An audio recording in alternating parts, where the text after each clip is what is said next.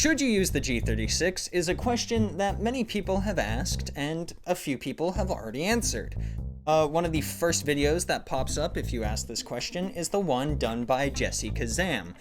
In his video, he goes through literally every single 5.56 gun in the game with the best attachments possible and tests their ergo performance as well as their recoil.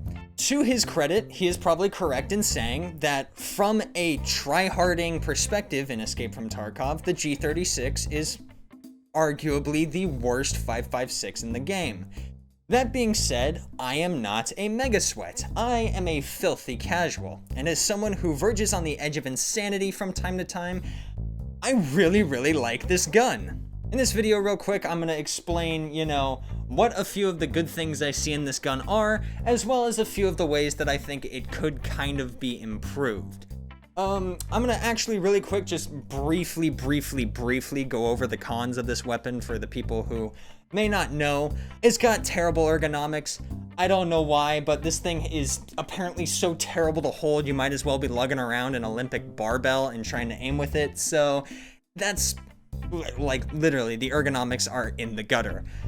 With terrible ergo comes the inability to use large magnifying scopes because you hold that son of a gun up for 5 seconds and all of a sudden your elite trained soldier is sucking wind because he hasn't learned the extremely advanced strategy of just, sticking it on the bipod he has attached to it. Yeah, terrible ergo. You can't use this, you can't use magnified optic. You can, I do not recommend it. Also, you can't really use 60 rounders because once again, your ergonomics just drops all the way into the gutter and you are not able to aim with this thing for long periods of time at all. Another issue, and one that has been pounded in the minds of every single person who's ever played Tarkov or gone onto the Reddit, recoil in this game is absolutely atrocious right now. For whatever reason, this 5.56 gun kicks a lot harder than, a 7.62x39 and even some 7.62x51 guns,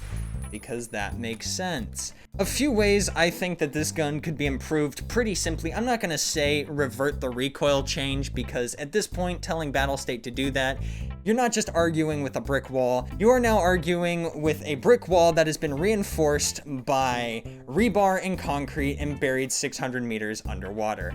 It's not gonna happen. A few things I think they could do other than changing recoil is they could add more attachments for the G36. If you go onto H&K's website, you can find quite a few handguards that are gonna fit on the long configuration. They fit on the long barrel, and they have the coveted Picatinny mount underneath, so you can actually stick a grip in there. They should also, in my opinion, add a few of the stocks that you can find. Maybe don't add some of the GIGN ones because holy crap are those things just weird to look at, but they could add a few of the many other stocks and come up with some, in between for ergo and recoil. So those are a few changes that I think could be made relatively easily to just really make this weapon better. That being said, I am gonna discuss some of the things that I like about this gun right now. For one, this thing is dirt cheap. A good thing about everybody hating something is that you can routinely find them on the market for $39,000 or slightly more, anywhere from 39 to 44. Another thing I've noticed about the G36 is its initial recoil seems to be very consistent. Unlike some other guns that tend to bounce all over side to side, the G36 seems to just whip straight up and kind of hang out in that one spot. Once you learn where to shoot at a guy's feet, the barrel is just gonna climb to his thorax or head. So once you learn the intuition of, oh, this guy's that far ahead of me, I need to aim this low on his body, this thing will absolutely shred from a shorter to medium range distance, though spraying at range is definitely not ideal.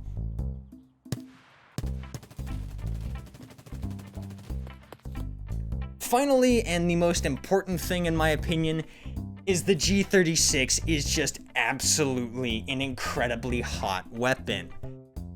I'm sorry, but that is just beautiful to look at. As a filthy casual who maximizes fun in Escape from Tarkov, having a good looking weapon is the #1 priority. Do I hope they buff it? Absolutely. But can it still get the job done? Yeah, it totally can, and it looks damn good while doing it. Here's a clip dump for, you know, whatever footage I had left over that I couldn't squeeze into this video that proves that it does a solid job. Also, I used this thing for 3 weeks and I need to put these clips in here to justify my time with it.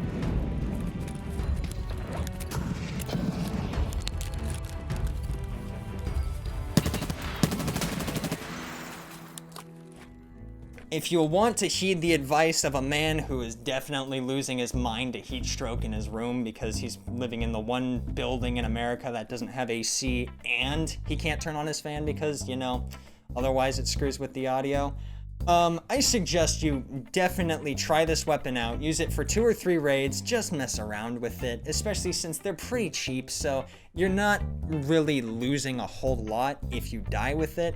Just give it a shot. If you like it, you're gonna have a good time. If you don't like it, then that's okay. Also, it's really funny to murder people with the inferior HK and watch the salt factory just start to churn in once they realize they got murked by this piece of crap. So if you want to be a Tarkov hipster, then come on in and join the club because it's a damn good time. Thank you so much for watching all the way to the end of this video. I hope the ramblings of a madman were at the very least funny, if not a little informative. And once again, I stand by everything I said in this video. Definitely try the gun out. It's a hell of a good time. But yeah, with all that out of the way, thank you so much for watching, and one final time, I really hope you enjoyed.